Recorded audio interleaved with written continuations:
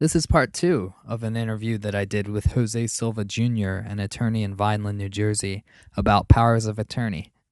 Can you explain the difference between a durable and a springing power of attorney? So imagine a springing power of attorney is if you ever see a diver, he springs into the air when he jumps off the diving board, right? That's when his authority begins. So in a springing power of attorney, the authority begins when a certain action occurs. You spring into action. A durable power of attorney, you already have that power from the get go. And there's usually a clause that says if this power of attorney is a springing power of attorney and requires a disability or some type of notice pursuant to statute, then you need like 2 letters from physicians saying that I have a disability or incapacity or something to that effect. Most people don't do springing because they have to jump through too many hoops. So they would rather have a durable power of attorney. They don't give that person the original. They just give them a copy. And I instruct my clients to get the original, you file it with the county clerk. You get an instrument sheet because that is what's required in reality. Most people do not do that. I've gone to closings where someone says, I have power of attorney, and I'll ask the title clerk from the title company, was that recorded? She said, I'm not worried about it. I'm insuring it either way. But it's supposed to be recorded with the county clerk, and you have that as an instrument. So if you ever need to check, did this person actually do a power of attorney? Was it filed? It's now a legal document. So to answer your question, the springing and the durable, the husband does not want the wife to jump through hoops that he has a disability. He just goes right ahead and says, it's a durable power of attorney. She has it from get-go. So is just the power of attorney filed with the county clerk, or would you give them a copy of your will and healthcare directive and other legal documents? Yeah, the will is not recorded, but the power of attorney should be because it deals with your assets. So a crazy thing happens, you authorize someone, you give them a power of attorney, and they try to transact business, and the bank says, hold on a second, we did a title search and you don't show up. So those type of things. Or they go to closing, there's no real power of attorney recorded with the county clerk. Can you tell me about the self-gifting power of attorney?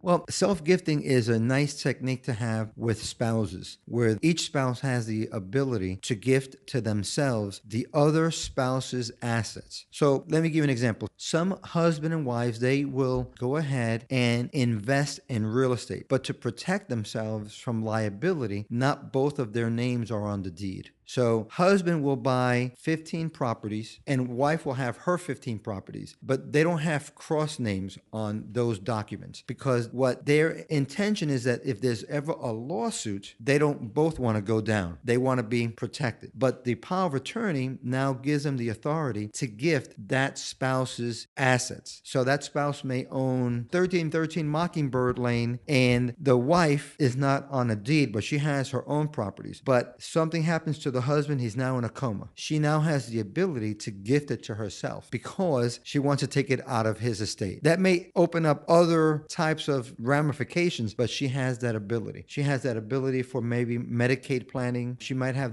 that ability for other reasons. They may have to pay certain debts and she can liquidate assets to pay for those debts. It gives the flexibility. The other thing that I put into the power of attorney is that the attorney, in fact, has the authority to go to the doctor and say, I need Jose's medical records. Dr. So-and-so, I need to get his medical records. I need to get his insurance records. I need to pay these bills. In today's day and age, with insurance carriers not paying certain things, you need to authorize individuals who are going to carry out those functions to have access to a lot of information. If your doctor will not give him the information because you don't have the right documentation, that will then hold up the entire process. And I know because I just broke my arm a few months ago and my wife had to have access. So we had to do certain things so she could have access. So imagine if I was in a coma and she could not have access because it wasn't in the power of attorney.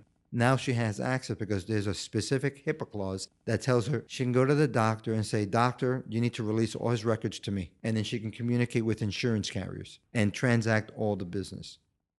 So what are some of the common mistakes you see people make when they appoint a power of attorney? Again, just like everything else, they appoint someone who is much older than them, who will not outlive them, or someone who they don't know or trust. You hear about children stealing from their parents, and they get the power of attorney as a legalized way to steal from mom or dad. And when the other siblings find out, mom or dad are bankrupt. Whatever nest egg they had, it's gone. Typical example. Dad was a doctor. He has $2 million in assets that are now in retirement funds. Mom was a nurse or a teacher, and she has her own nest egg. Together, they might have $2.5 million in addition to Social Security. Son A convinces them to get a power of attorney. Once he gets a power of attorney, he starts now and liquidates their assets. Now mom and dad have Alzheimer's. They have no idea what happened. And the siblings, when they go to find out why the home is in foreclosure or why the taxes haven't been paid and their house is being taken by someone who bought the tax certificate, they find out that son A, Johnny, stole all of the parents' assets. So do you want to trust your son who has now a drug addiction? And this happens. This is real life scenario where son A is a drug addict, he's a heroin addict, and he steals from his mom and dad, leaves them destitute. Now, if you were to do Medicaid planning, they probably qualify because they have no assets, and he has stolen every single penny from them. And that's a different avenue altogether with Medicaid planning. But you want to make sure that the person you appoint is not going to steal from you. Is it a guarantee? There's never a 100% guarantee, but you generally know who is going to steal from you and who has your back. And you want to make sure that the attorneys, in fact, that you choose do not steal from you. What does a person do if they appoint an attorney in fact, but then later they change their mind? They rescind it. They could either send notices to everyone who had the attorney in fact. If it was filed, you want to send a discharge to the county clerk saying that you rescinded your attorney in fact, or you want to have a new one prepared. It's better to just do a new one. And if you want to change, you just go ahead and change. And then everyone who would have the prior power of attorney, you want to make sure that they have a copy of the new one. So the bank, where you bank, usually you would say, I authorize this person, I'm giving you a copy. And usually banks are a little finicky because they want you to sign their own power of attorney. That's why the attorney who prepares your power of attorney puts in specific statutory language that outlines the banking laws of New Jersey that says, pursuant to this statute, I'm authorizing this person to go and do my banking. And it outlines a specific statute for banking. Okay, and that's all the questions I have for you about powers of attorney. Thank you for taking the time to explain this to us. It's been my pleasure. Should you guys have any further questions, please feel free to contact me.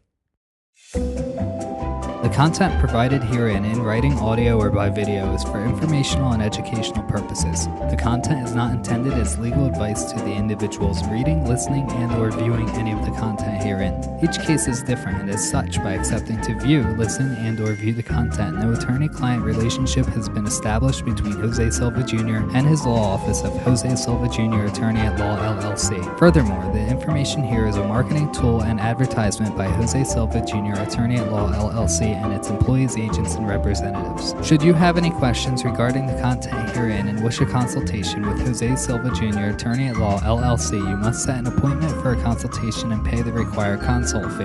At that time, further and perhaps more specific information may be provided as it pertains specifically to individual cases. Neither Royal Alliance Associates, Inc. nor its registered representatives or employees provide tax or legal advice. Securities and insurance services offered through Royal Alliance Associates, Inc., member FINRA SIPC. Insurance services may also be offered through Harbour Master Diversified Financial Services, Inc. Advisory services offered through Investment Advisors Asset Management LLC, a registered investment advisor. Royal Alliance Associates, Inc. is not affiliated with either entity.